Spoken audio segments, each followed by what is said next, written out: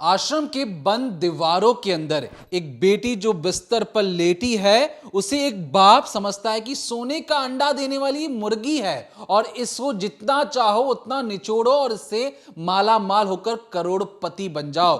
बीरम नाथ अपनी बेटी को पुचकारते हैं। कल के वीडियो में हमने आपसे ये कहा था कि वो उनके गुरु हैं, लेकिन जैसे जैसे जांच पड़ताल आगे बढ़ रही है, पता ये लगा है कि कोई गुरु नहीं बल्कि उसका असली पिता है। एक पिता अपनी बेटी को पुचकारता है, गले लगाता है, अश्लील हरकतें करता है और हमें शर्म आती है आगे के वीडियो को आपको दिखाने में। लेकिन वही बाप अपनी बेटी की मौत के बाद अपने ड्राइवर से कहता है कि मेरी बेटी के इंस्टाग्राम हैंडल से तुम एक पोस्ट करो और पूरी दुनिया को बताओ कि जो मेरी बेटी की जो मौत हुई है वो एक बिल्कुल नेचुरल डेथ है। जो ढोंग किया गया है बीरम नाथ के द्वारा, आप देखिए ऑन कैमरा किस तरीके से रोने ढोने का जो एक्टिंग की जा रही है, उन्होंने ऑन कैमरा क्या क्या चीजें बताई हैं। मीडिया हैंडल वाला करके बात पोस्ट के लिए की और 5:20 पे उसने जिक्र लगते ही सब कुछ तबाह हो गया, सब कुछ तबाह हो गया। अग्नि परीक्षा वाली वो पोस्ट वो मीडिया वाले मेरे हैंडल करने वाला वो कराने 5:30 पे उन्होंने प्राण त्याग दिए। आईडी कौन कौन हैंडल करते हैं आपके अलावा? एक में ये जो पोस्ट की जगह थी मेरी गाड़ी में बैठ के ड्राइवर ने मैंने करवाई। वो पोस्ट मैंने करवाई 2-2.5 घंटे बाद थी, आप देख लेना।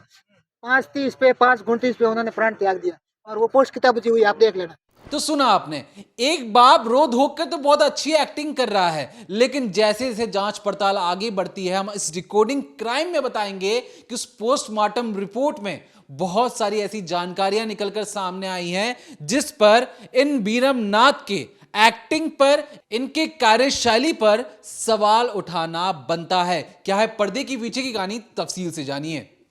देखिए, अभी जिस तरीके से आपने एक बातचीत सुनी, एक बाइट सुनी होगी जिसमें बीरम नाथ काफ़ी रो रहे हैं, वो अपनी बच्ची की दशा बता रहे हैं साध्वी की, और साध्वी प्रेम बाइसा के बारे में बहुत सारी चीज़ें बता रहे हैं कैसे उनकी मौत हुई थी, उनके साथ क्या हुआ था, कैसे इंजेक्शन लगाया गया था। लेकिन अगर आप एक रिपोर्टर की बात पर वहाँ गौर करें, जब वो पूछता है कि उनका सोशल मीडिया कौन हैंडल करता था, इस बात पर अचानक से जो उनकी आंखें हैं वो चौंक जाती हैं, वो भौचक्के रह जाते हैं और वो शायद 2 सेकंड के लिए समझ नहीं पाते कि जवाब क्या दें।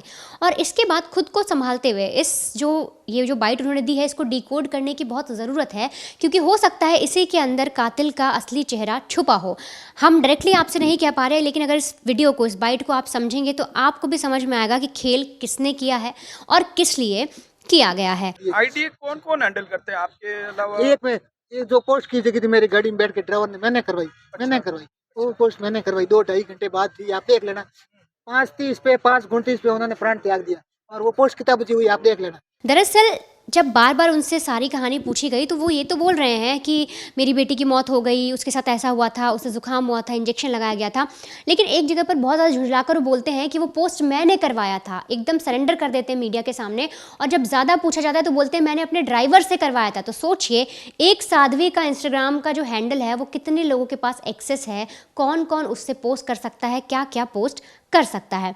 अब जिस तरीके से ये जो वीडियो आपको हमने कल भी दिखाया था, जो सामने आया है, इसमें कई सारी बातें कही गई, साध्वी की तरफ से भी सफाई दी गई थी कि उनके पिता उनको एक तरह से मोटिवेट कर रहे थे, ढांढस बना रहे थे। लेकिन जब हमने पूरा वीडियो देखा तो कहीं ना कहीं ये जो वीडियो है, या अगर आप में से भी जिसने भी इस वीडियो को समझा होगा, वो वैसा बिल्कुल नहीं लग रहा कि एक पिता अपनी बेटी को मोटिवेट कर रहा है, ढांढस बना रहा है। कहीं ना कहीं उस वीडियो में कुछ अश्लील या कुछ ऐसी चीज़ें देखने को ज़रूर मिल रही हैं जिससे मन जो है वो कहीं ना कहीं शर्म से झुक जाता है। अब ये वीडियो आने के बाद जिस तरह से कहानी आगे बढ़ी, साध्वी ने अपने बारे में सफाई दी, उन्होंने बोला मैं अग्नि परीक्षा दूंगी, लेकिन अग्नि परीक्षा भी नहीं हो पाई। और एक एक करके जब ये सारी चीज़ें बढ़ती चली गई तो उनकी मौत हो जाती है। अब यहाँ पर आपको ये समझिए कि एक पिता है जिसके सामने जो उनकी बेटी हैं वो तड़प गई हैं, उनकी बॉडी नीली पड़ चुकी है, उसकी करीब करीब बताया जा रहा है 25-26 साल की लड़की थी। और जब जो साध्वी हैं वो एक तरह से बेसुध पड़ी हुई हैं, किसी को समझ नहीं आ रहा कि उनकी सांसें चल रही नहीं चल रही। तो उस वक्त जो पिता है वो वहाँ से सोचिए लगभग 8 किलोमीटर दूर अस्पताल ले जाता है अपनी बेटी को, वहाँ पर जिसका नाम था प्रेक्षा हॉस्पिटल।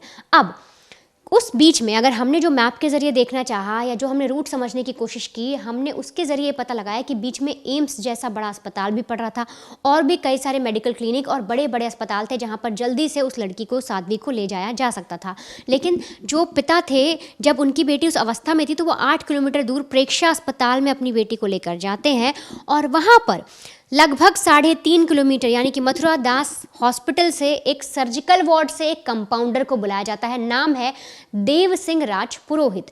अब सर्जिकल वार्ड से एक कंपाउंडर को बुलाने की क्या ज़रूरत? अगर आपने एक बाइट को ध्यान से सुना होगा तो उसमें कह रहे हैं कि जुकाम हो गया था उसे, इसलिए इंजेक्शन लगाया गया था। तो जब आप प्रेक्षा हॉस्पिटल ले गए तो क्या वहाँ पर कोई डॉक्टर मौजूद नहीं था? क्या वहाँ पर कोई कंपाउंडर मौजूद नहीं था जो उनके जुकाम का इलाज कर पाता? तो अब जो देव सिंह राजपुरोहित है, जिसको ये बताया जा रहा है कि वो आकर लगभग मथुरा दास हॉस्पिटल से आकर साध्वी को इंजेक्शन लगाता है, जिसके बाद साध्वी की हालत बिगड़ती है, उनकी तबीयत खराब होती है। तो ऐसे में ये सबसे बड़ा सवाल है कि ये कहाँ से आए? क्या ये अपने हॉस्पिटल से आए या इसे उसके घर से बुलाया गया? और क्या जितने भी लोग मौजूद थे आश्रम के, उनके पास हर चीज़ का एक्सेस था? साध्वी की हर एक चीज़ का क्या हर एक शख्स के पास एक्सेस था? ये भी सबसे बड़ा सवाल है। आप सबसे पहले वो इंजेक्शन वाली बाइट सुनिए, वो बातचीत सुनिए, जिससे आपको कुछ एक जो चीज़ें हैं वो समझ में आ जाएंगी।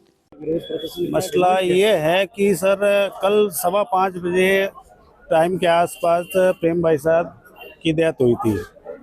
उसके बाद में रेगुलर ही इन्होंने डेथ होने के बाद में डॉक्टर के पास ले गए, तब वहाँ मर्द घोषित हो गए। तो डॉक्टर ने बोला पोस्टमार्टम करवा दो।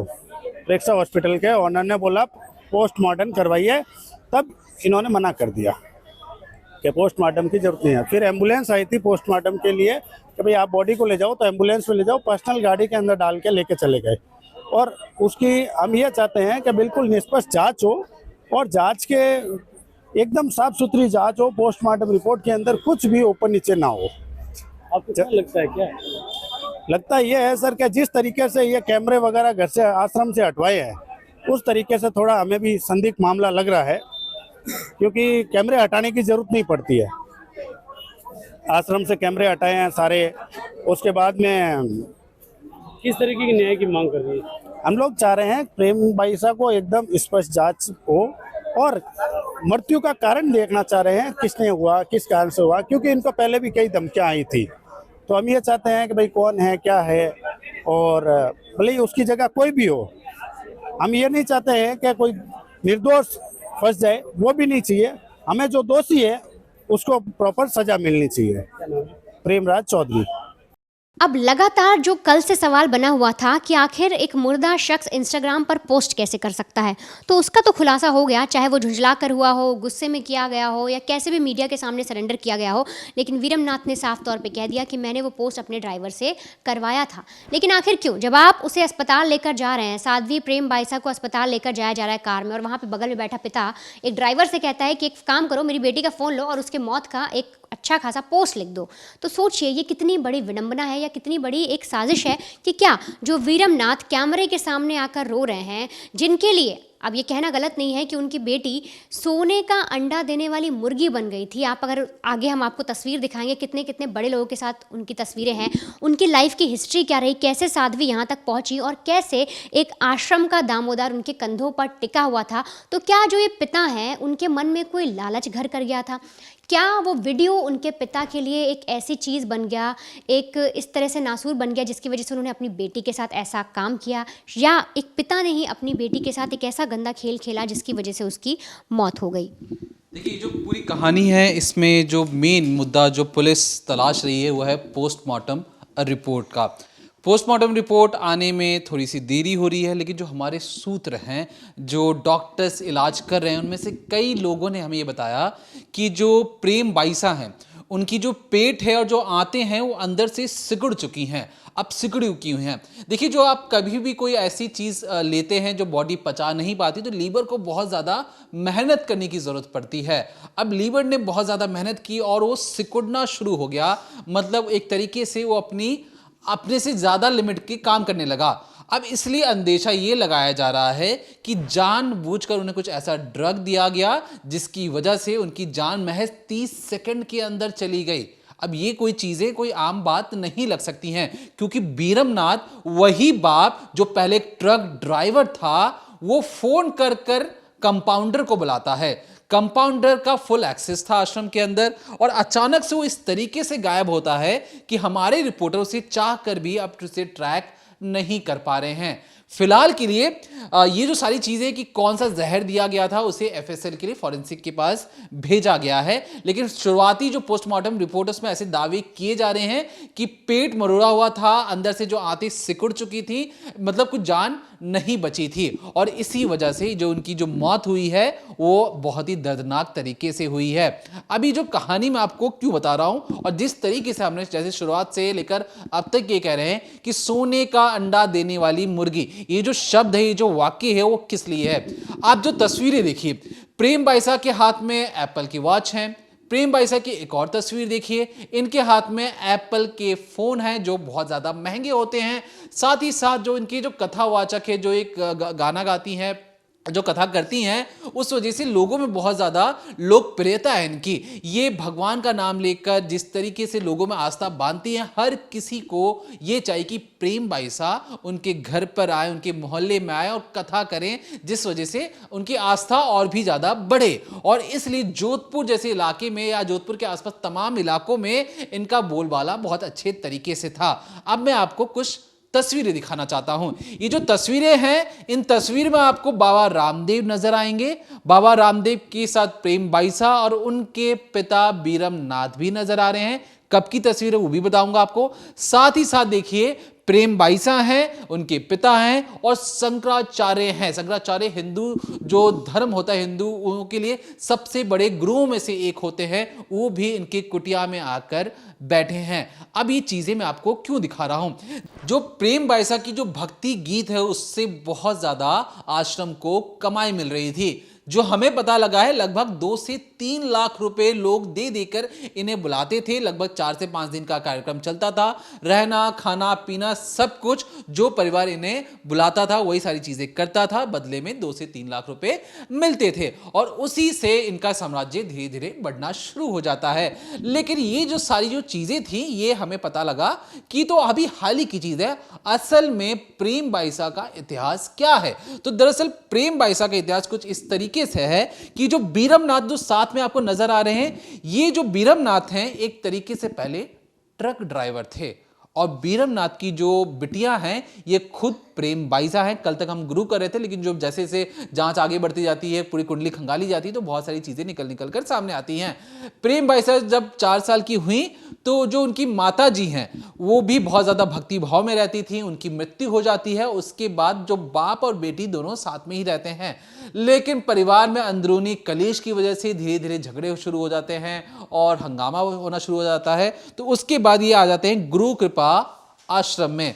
लेकिन बचपन से ही जो प्रेम बाइसा है, उनका जो भक्ति गीत में और एक तरीके से आस्था को बढ़ाने के लिए, सनातन को बढ़ाने के लिए उनकी रुचि बहुत ज्यादा थी, और ये हर किसी को दिखाई पड़ रहा था। तो गुरु कृपा आश्रम में रहते हुए प्रेम बाइसा ने अपना वर्चस्व बढ़ाने का काम किया। लोगों की पसंद इस तरीके से बनी कि किसी भी मोहल्ले में अगर सत्संग करवाना हो, कोई भी पूजा पाठ करवाना हो, तो प्रेम बाइसा को जरूर बुलाना है। ये उनके टॉप लिस्ट में हुआ करता था, बदले में मोटा पैसा मिल जाता था। अब इसके बाद जो बीरमनाथ जी को लगा कि ये तो मेरी बेटी बहुत ज्यादा अच्छी तरीके से पैसे कमा रही है, और इतने पैसे तो आराम से हो चुके हैं कि मैं अपना खुद का आश्रम भी अब खोल सकूं। अपनी बेटी के बलबूते एक ट्रक ड्राइवर अपनी, जब उसकी बीवी की मौत हो जाती है, अपने भाइयों से झगड़ा हो जाता है, तो सोचता है कि मैं अब आश्रम खोलकर सनातन धर्म को आगे लेकर जाऊंगा। और इसके बाद वो अपना आश्रम खोलता है और उस आश्रम का नाम रखता है साधना कुटीर आश्रम।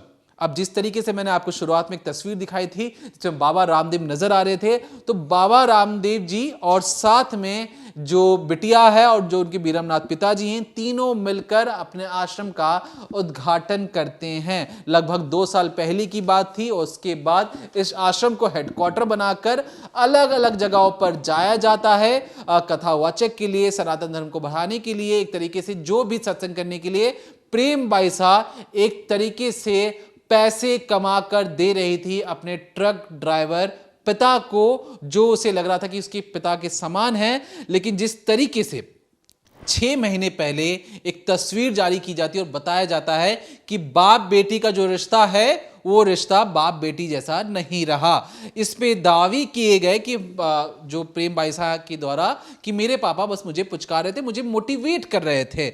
लेकिन साथ ही साथ उन्होंने एफआईआर भी करवाई उन 3 लोगों के खिलाफ जो आश्रम के अंदर मौजूद थे, जो उन्हें बार बार ब्लैकमेल कर रहे थे। इस वीडियो को दिखाकर, वीडियो शूट था 2021 का, 2025 में इसे वायरल करने की कोशिश की गई और बताया गया कि जो आपके घर पर आकर सत्संग करती है जो लड़की, उसकी जो वीडियोस हैं देखिए अपने पिता के साथ उसका कैसा रिलेशन है।